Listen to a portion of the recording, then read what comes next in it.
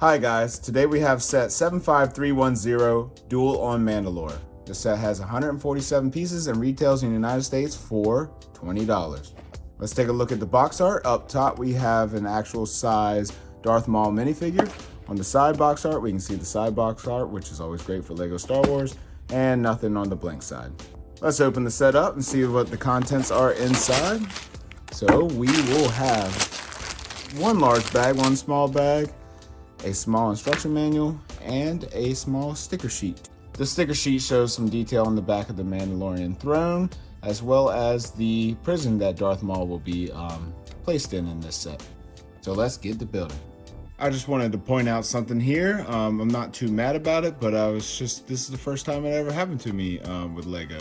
I have a page that has fallen out of its booklet here in the manual. First time. Maybe this is something that happens to smaller manuals. I don't really buy smaller sets that often. So yeah, let me know down in the comments below. And folks, here we have it. The set is complete. I just want to start off with one question to you all. Does this look like a $20 set? A big indication of value for LEGO is the minifigures. So let's start off with those first. First up with the minifigures, we have Ahsoka Tano, and this is a Season 7 of the Clone Wars Ahsoka Tano. And as always true to Ahsoka herself, she has her two dual lightsabers. As you can see, there's a lot of detail here on the figure, including the long montrals, or the hair or tail hair pieces that her species have. By removing the lightsabers, we can take a better look at some of the details. And of course, this is the same Ahsoka Tano that we got in set 75283, the $40 AAT from 2020. That being said, you are getting this figure for half the price technically, plus a very nice Darth Maul figure that we'll get to in a minute. Let's take a closer look at some of the details. By spinning around the figure, we can see some of the stripings in her montrals here, or her tail hair pieces, and some back printing in the nice orange arms and gray gloves here. Some have noted that her head tails or montrals here are a little too long to be accurate to the scene. After rewatching the scene, I personally think that they're maybe a touch too long, but overall I think they're pretty accurate. I would say they're 90% there, maybe 10% too long, but it's not a big worry for me. I think they look pretty good and very accurate to the scene, in my opinion at least. Removing her head tails here to take a look at some of the finer details of the minifigure. We can see very nice chest, waist, and leg printing. We have gray legs here. They are not dual molded, even though at first sight they may appear to be with the good coverage of blue here. We have a really nice figure, really nice face details as always with Ahsoka Tano. And this is one of the best Ahsoka Tanos. Maybe the Rebel 2016 Rebels version adult Ahsoka Tano is really good, but I actually really prefer this one myself. You can see the orange arm pieces here with the gray gloves, and around back we can see the back printing, which looks really nice again, and we can see another face here. So you have a little smirk or a smiley face here, and a little bit more of, I guess, an angrier face on the back. Ahsoka's dueling counterpart here is quite possibly the best Darth Maul figure that we've ever gotten in LEGO Star Wars. I really like this figure. Let's take away the dual-sided lightsaber here, the classic Darth Maul lightsaber, to take a look at some of these finer details. Wow, would you just look at this figure? Somewhere in the range of 2009 to 2011 that they added this hairpiece, and it's rubberized, much like Ahsoka's. Forgot to mention that this is a rubberized piece, so you don't have to worry about it snapping. They added this hairpiece, which looks really nice. And yeah, we can just look at the details here. I mean, I will say, overall, I do not like the chest showing through. I'm more of a classic Darth Maul type person where I want to see him in kind of the Phantom Menace style clothing where you don't really see his chest poking through. That's just me, but I mean, look at this figure. There's a lot of detail here. It's really shiny. I think this is in the gunmetal gray mold here, and there's just so much detail in this, and not even Ahsoka in this set gets toe printing, but as you can see, we get chest, waist, leg, and toe printing. No sidearm or side leg printing, but again, around the back, we get just a lot of detail in this figure. It's a really great figure, and maybe for the $20 or maybe $16 on sale, you pick up this set for just this figure.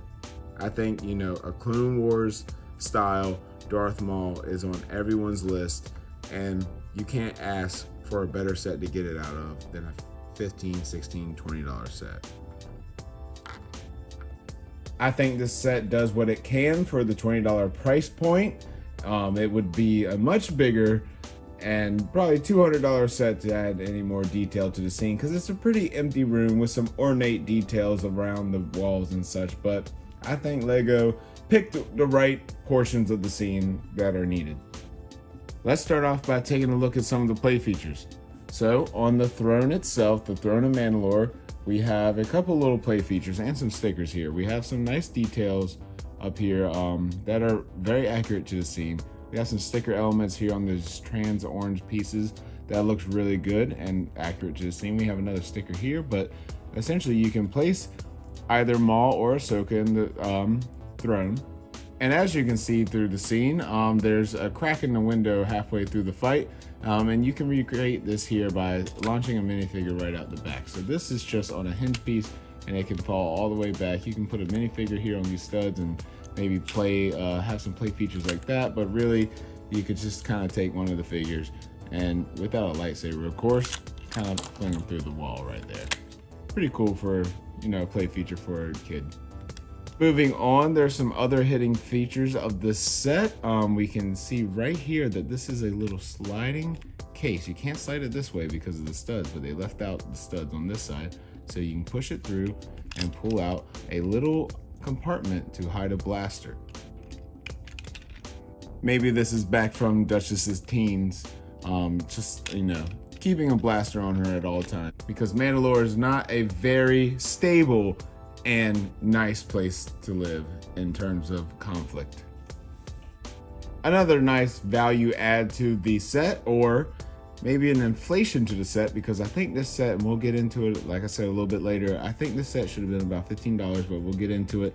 We have the vault that once Darth Maul loses the fight, spoilers, and is captured, he is put away in this vault. And you can see him poking his beady little eyes, Sith eyes, through this opening here. Coming full circle here, is this set worth $20? I do not think it is.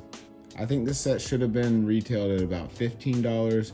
I think after 20% off that you can only find Lego for at around $16 for the set, you can't be hard pressed not to buy it at that point. I think $16 is a fair value here, but I would have loved if Lego could have came in at around that $15 price point at MSRP. That being said, you do get two very favorite characters in Lego Star Wars. You get a good Ahsoka, but this Ahsoka came in another set.